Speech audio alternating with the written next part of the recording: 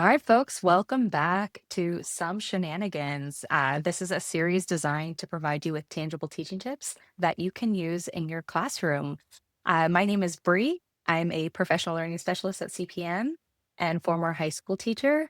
And I'm here today with my awesome co host, Adam Barnes. And I'm Adam, and I'm also, just like Bree, I'm a professional learning specialist at CPM, and I'm also a former high school math teacher. So yeah, I'm excited to be here. Awesome. I'm excited to continue this conversation with Adam. Today's episode is episode 2 of a very mini series that we are doing on supporting universal access in the math classroom. So, our previous episode was about supporting multilingual learners specifically. And we got to hear from a third awesome co host. So be sure to go back and listen to that episode.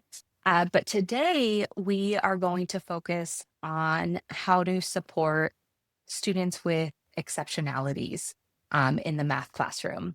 And just before we dive in, that term students with exceptionalities is really just an umbrella term that's used to describe learners whose educational needs differ um, just in a wide range. So these could be students with disabilities, giftedness, or other factors that require some individualized support, maybe multilingual learners.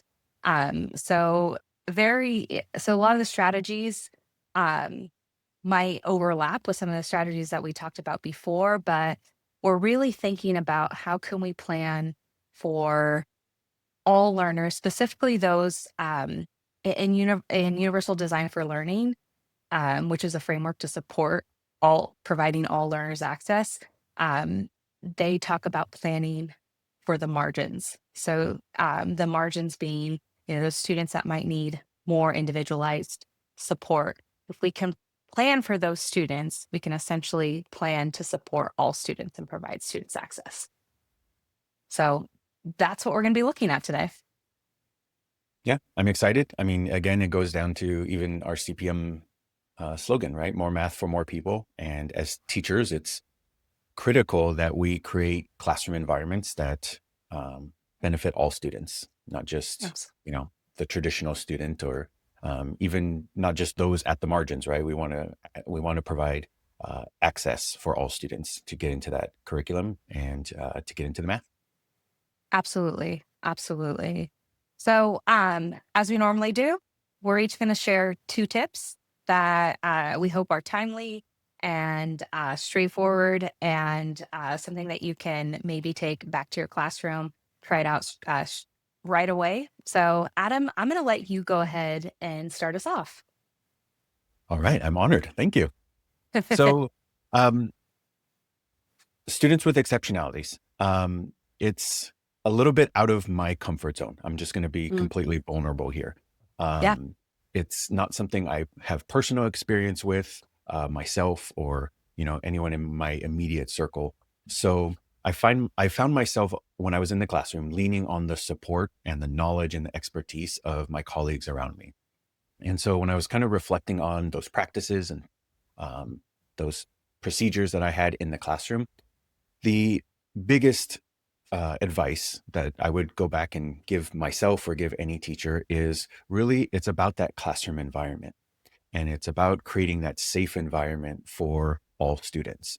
And I know it Mm, sounds broad, it sounds very general, but I really can't stress that enough about having as a teacher, creating that safe environment for your students. I know we hear that a lot, so I kind of want to just narrow down just for a moment about what I mean by a safe classroom. So for yeah. me, it kind of includes 3 things. The first thing is that students feel comfortable asking for support.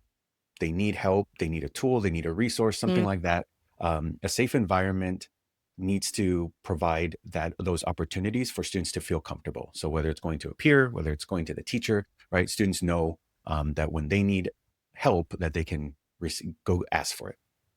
I think the second component of a safe classroom is that when a student asks for tools or resources or things like that for help, I think a safe classroom doesn't make students feel othered, right? There's not that Mm, unwanted attention that is going toward that student because they need this additional tool or this additional support.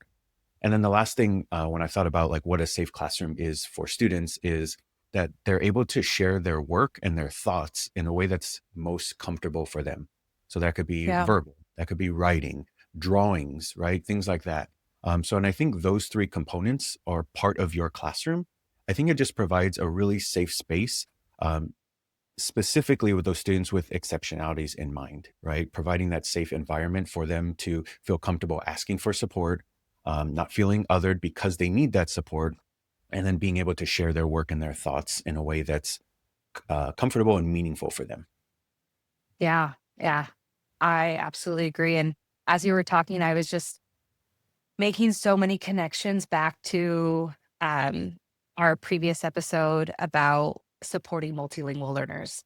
And I think we talked about um, just normalizing using multiple languages and students sharing their thinking in whatever way makes sense for them. And I just appreciated what you said about when you normalize those things in your classroom, you create that environment so that everybody can share their thinking in whatever way works for them. Everybody can ask questions without feeling singled out.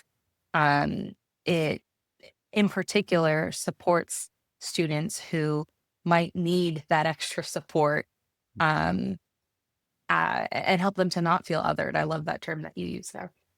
So yeah. Sure. All right. So that's my first piece of advice.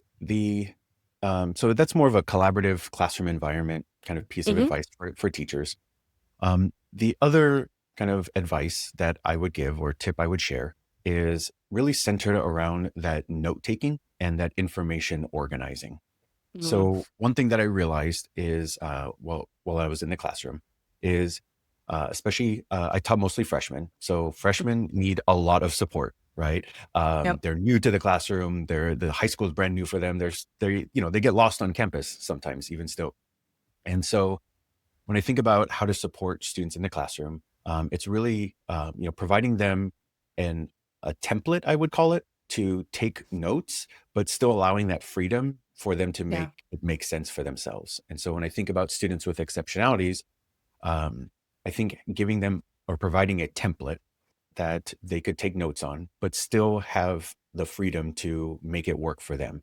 So, as an example, in the classroom, I would have students, they'd have the quad ruled notebook, and then each lesson was 2 pages. On the left hand side was a Cornell style template. It's got the lesson title, space for notes, that left hand column for questions, and then a summary piece at the bottom.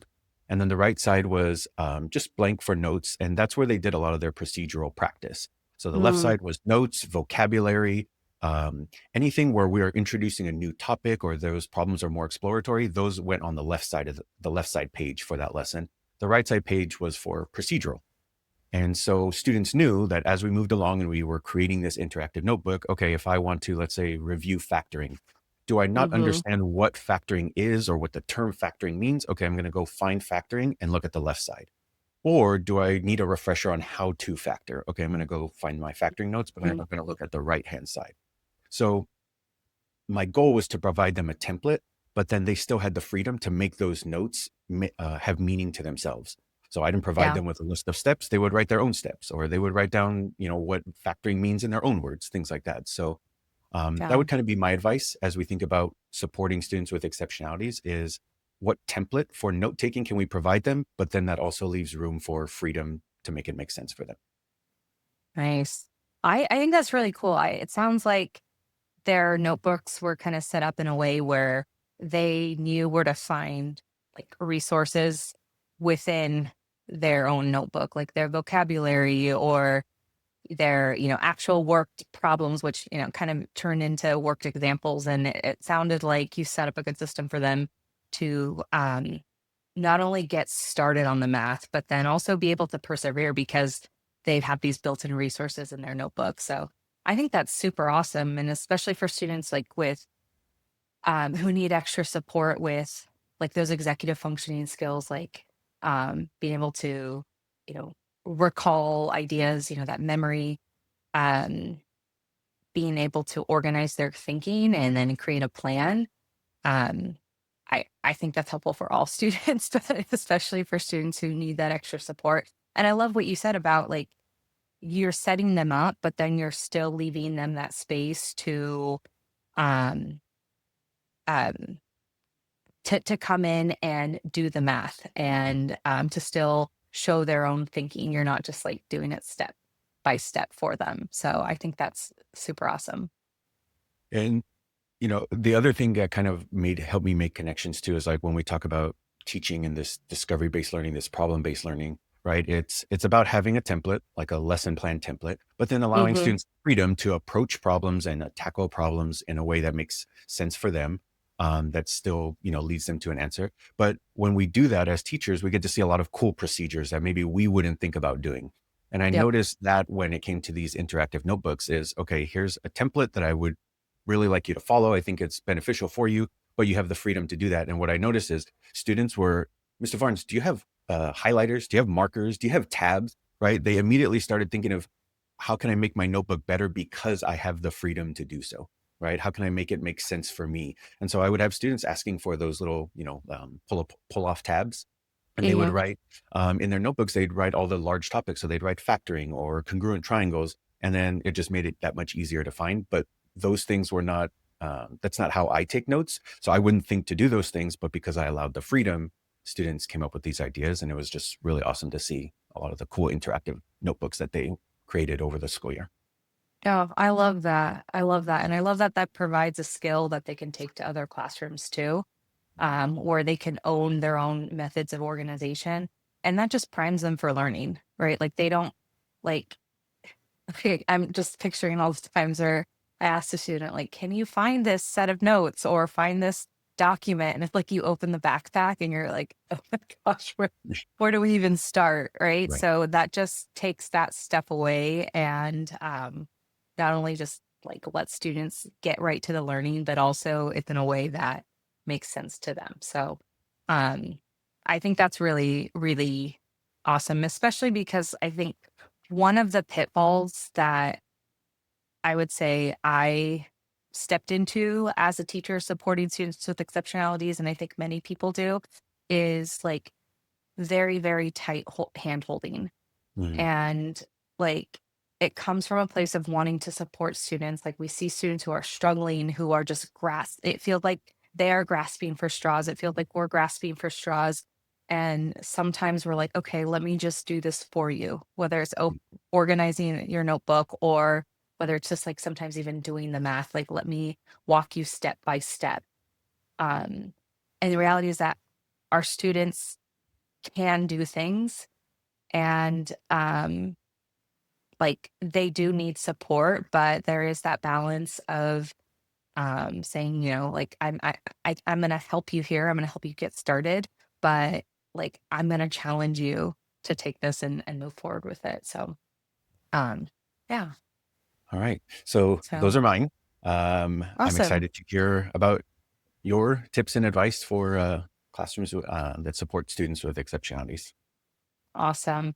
Okay, so I have two tips here. I'm trying to figure out which one to start with. And maybe I'll go ahead and maybe okay, let's see.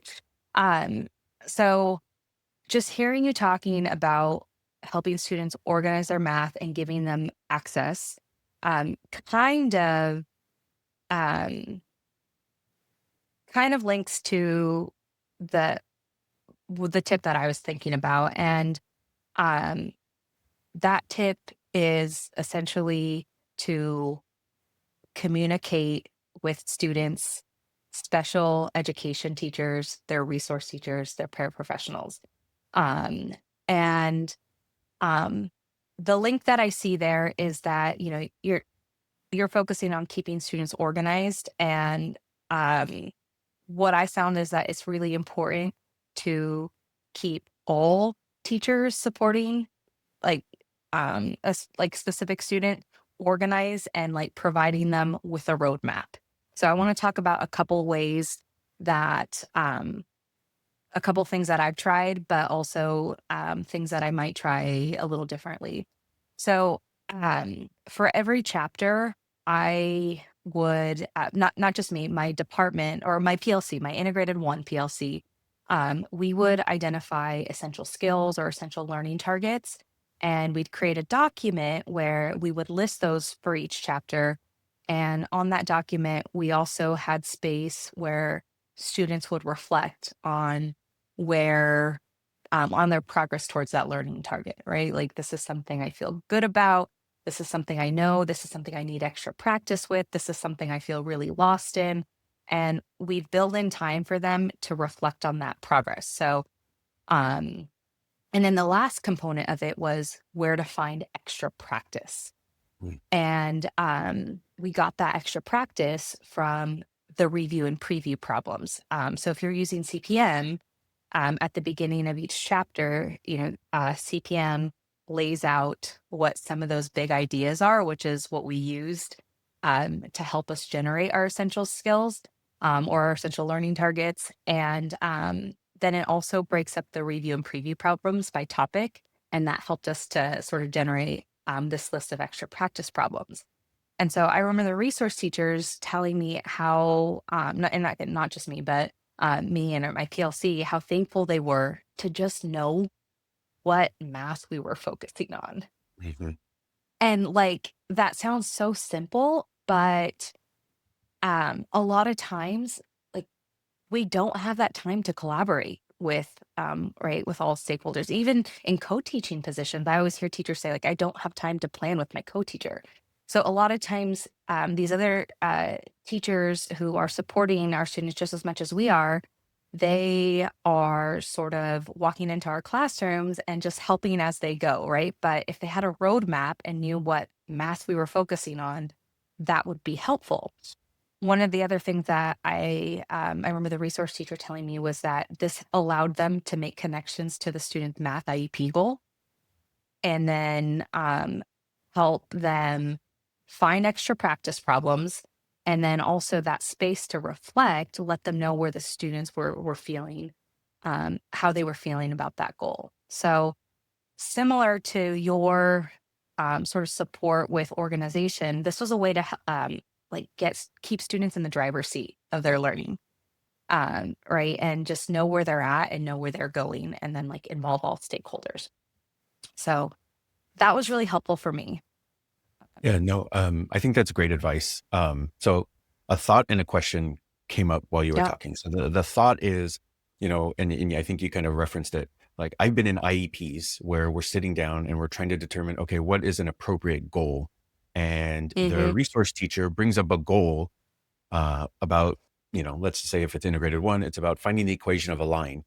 Hmm. And for me, it was like, okay, I'm not saying that's not an important goal, but also we are in March, and that was a chapter 2 goal that we worked on back Yeah. in September, right? But it speaks to that there was that lack of communication, that lack of staying organized about where we were in the math, what our pacing was, and then also kind of what's, a more realistic goal that a student should be able to accomplish at that point in the school year.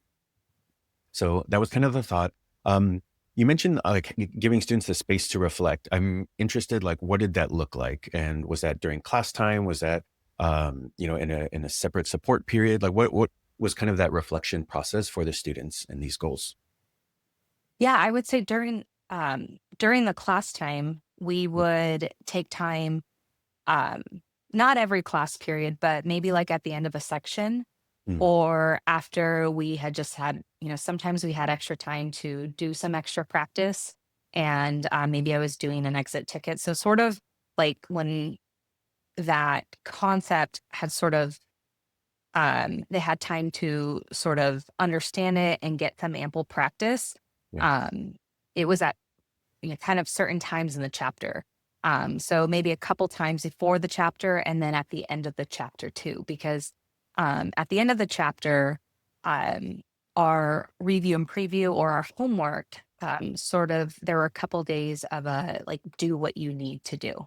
So now they have this document and they know, like, they have all these essential learning targets, and they're like, okay, well, I feel good about these, but these are the ones I need practice on. And so they would pick some review and preview from those practice sections. Um, so I I don't know what they would do in their resource classes, but I like they could take that document and then take those review and preview problems and practice them in that class too.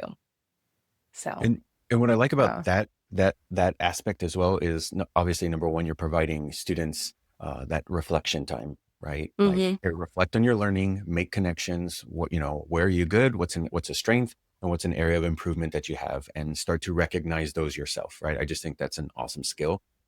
Yeah, But it also, in my mind, it helps with that communication because now the student to their resource teacher, right, whoever's in charge of their IEPs, when they have these conversations, now that student is better able to communicate, well, I already know that goal. Can we yeah, set something else, right? So I think it just helps that whole communication kind of pipeline in this process. So yeah, I like it. Good. definitely. Yeah, yeah, awesome. And then you had, mentioned. I want to go back to what you said about being in an IEP meeting and discussing a goal that may feel very not related to what you're currently doing in your class. And I'll say that if you're using CPM, um, one of the helpful tools I might point you to are the checkpoints Mhm. because like specifically to help you find something that might make more sense to work towards. So if you're not familiar, CPM has checkpoints, maybe about 10 of them per course, and they're actually labeled with a check mark when they appear in either classwork problem or review and preview. And the idea is that when you reach that checkpoint, that is a place where you might expect mastery, right, of Mhm. that topic. And so, um, what's cool is that the checkpoint come after the topic has been introduced and students have ample time to practice, right? And they also come with extra practice problems and the review and preview spiral and build up to that checkpoint. So those are great. Um, those are a great resource um, to help you. Sorry, free time. Those are a great resource to help you identify like a suitable goal maybe to work towards. And then also just the resources like the where is this going? Mhm. The CPM is built as a storyline. So using those teacher note resources can help you to see how topics are related so that maybe you can make connections to a topic that doesn't feel as connected. That the design and the spiral, if you utilize the resources that are in there, the teacher notes, the review preview, that I wish I would have looked at those more to make more connections. Yeah. So, The only other thing I would add is, like Bree said, CPM has a lot of these built-in supports. If you don't happen to be using CPM, obviously totally cool. But as you kind of think about goals for those students, maybe think about, if you're in, let's say, chapter 5, you may want to have a goal that was from a prior chapter, like chapter 4, chapter 3, something that mhm, students have had time to chew on and practice, enough times rather than a goal from the current chapter, which could feel a little rushed and they haven't quite reached proficiency on that. So just right. wanted to throw that out there as well. Yeah, absolutely. And one more thing I want to say about IEP goals, and I'm going to preface this by saying this is kind of something I'm learning. I've been learning about, and so kind of like an incomplete thought, just some food for thought. Actually, I'll say that is I've read some more recent articles and learn more about sites that are actually focusing their IEP goals more on the standards for mathematical practice. And I wanted to bring that up because we've talked a lot about like essentially like mastering skills. And a lot of times, another pitfall that I think we fall into with supporting students with exceptionalities is that their math experience becomes limited to just sort of mastering skills because oftentimes they're left out of those richer experiences because I'm going to say we as teachers, because I've been that teachers, like I feel like they can't be a part of those, like they can't contribute. It's too much for them. They can't be a part of a discussion. And so I've I think it was a group of teachers in San Diego who's trying to like flip that script and say, no, these students can and should be a part of these rich math experiences. So they're incorporating these standards for mathematical practice, which are these um, skills that, these more behaviors, mathematical behaviors that we want all students to strive for towards into IEP goals. So just some food for thought. Oh, okay. Yeah, if you're special education teacher, I know my husband is, and I've talked to him about it, and um, we've talked about some of the challenges that comes with that in terms of measuring those kinds of things. But that is just something I want to put out there because at the end of the day, we want all of our students to be critical thinkers, good problem solvers. So I think changing that focus is important. Yeah. So All right. So your I first got piece one of more tip. advice was about, just keeping that communication, staying organized with the PLC team, right? As we kind of consider students' goals. So what else you got, Bree? Mhm. Okay, so this actually leads into my last tip nicely because I sort of touched on some of that deficit thinking Mm, that we can internalize and then also affects practices and affects how we, plan our lessons and who we call on and all that stuff. So my second tip is to start your planning or start your class period considering what students do know. mm, Ask them about what they do know. So it's often like we often look at a lesson and we're like, well, students can't do this problem. And again, I'm going to say we because I've been that teacher. And yeah, they can't read that. I know they don't have that skills or like that set of skills. But what do they know? Right? Like I really do believe all students know something, right? mm, So what can we do in our planning to recall prior knowledge or to provide space for them to share what they do know? So a couple of things. Um, one of my favorites, the notice and wonder. I've probably mentioned this on a previous episode, but ask students what they notice, what they wonder, get their ideas on the table um, to center their thinking, honor their thinking, and go from there. Right. Um, I love the idea of rough draft, using rough draft talk too. And that comes from Amanda Jansen, where you can start your class period saying, hey, this is just rough draft talk. Like, what do we mean by rough draft talk? We mean these are our ideas that are messy, that are unfinished. We have questions. Let's do some rough draft talk about this problem before diving in. mhm. Um, Similarly, a teammate consult, which is where students put their pencils in the middle and everybody shares an idea or a question. But everybody gets a chance. Everybody's ideas are valued, and everybody gets the opportunity to process more, which is, I think, huge for students, especially who struggle with executive functioning and just need more time to process. So, those are three of the ways that I like to incorporate time to allow students and position them to share what they do know. No, I like that because it ties into what we talk about at our learning events, which is the importance of a strong launch. And one of the Mhm. key components of a strong launch in a lesson, we believe, is giving students an opportunity to recall that prior knowledge. So, if we're going to start diving into a topic, we'd like to recall whatever knowledge they might have learned about the previous day, if it's a continuation, or if we're starting a brand new topic, what have they learned beforehand to kind of that has set the stage for today's lesson, right? So by checking in with them, by doing things like the notice and wonder, these rough draft talks, it provides them that opportunity to recall.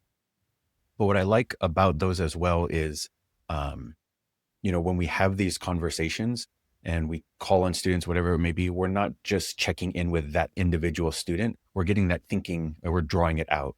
So I'm thinking about students with exceptionalities, right? They're likely not going to be the first ones to throw up their hands to, share out those first initial thoughts. Mhm. Because, they may be struggling to recall or whatever, it could be. So by drawing out and having these conversations through notice and wonder, through the rough draft talk, we pull that information out. So it's not just kind of a formative assessment about the student that's sharing out, but it's about getting that knowledge out, right, into the classroom, into that space for everyone to recall. Yep. Absolutely. Absolutely. And that just reminds me of um a quote I like heard in the last year. Rachel Lambert says, "Our students are not Swiss cheese," like meaning that they are not they're not these like students with these gaps that we have to fill. Like they come with knowledge, they come with experiences, and it's up to us to support them and, like you said, pull out that knowledge and provide that scaffolding as they learn. Yeah, love it. Wow. Awesome. Alrighty. Gonna take us Well, home? let's wrap this up, or should I say, let's sum it up. So, as we think about how do we support students with exceptionalities in our classrooms, one of the couple pieces of advice that I had shared was, number one, creating that safe classroom environment, right? And again, that looks different Hmm. in everybody's classroom, but at the end of the day, we want it to be a safe and supportive room so that all students feel comfortable being there, being vulnerable with their math, and being comfortable sharing and asking for support when they need. And then just as you consider notes in your classroom, what that looks like, how students are recording and making those thoughts taking them out of rough draft form, making them a little bit more permanent. How can we organize those notes? So, Hmm. consider having a template for students to kind of, work within, but then allowing that freedom to make it their own. So that's kind of what I talked about. And then Bri, you had mentioned, it's the importance of working with the PLC team, working with those in that student's network to Hmm. communicate, stay organized, and then being able to reflect as a team on what those goals are, especially for students with exceptionalities if they have a 504 or IEP, especially as we try to identify appropriate goals. And then the other advice was just starting class by asking students what they know. And you mentioned doing notice and wonders, doing rough draft talk, teammates consult, where students talk at the group. But the important thing was to draw out that information and set up what's going to be going on in the lesson. Awesome. What I Thanks for do. summarizing that. You did great, Adam, and I appreciate you summarizing that. And I appreciate what you said at the beginning of this episode, where you mentioned like this is an area where you don't necessarily feel like an expert, and I feel the same way. This is I always wanted to do better for my students with exceptionalities, and I still to this day don't feel like I have all of the skills or could always do better. And so we would love to hear more from other math teachers, not just CPM teachers, but um, all math teachers about what the great things that they're trying in their classroom, what they're seeing, and just continue the conversation. So Yep. with that, sorry, No, no. retake. Nope. So with all that said, that'll conclude this episode. Please, we strongly encourage that you like the video, give it that thumbs up, subscribe to the channel. If you're not, we're going to continue to have these amazing conversations. But I think most importantly is keep the conversation about supporting not just multilingual learners, like we talked about in our last episode, but students with exceptionalities. Keep the conversation going by dropping strategies, things that have worked for you in the classroom. Leave those all in the comments below. We love going through those and reading those comments because it only strengthens us as a math community.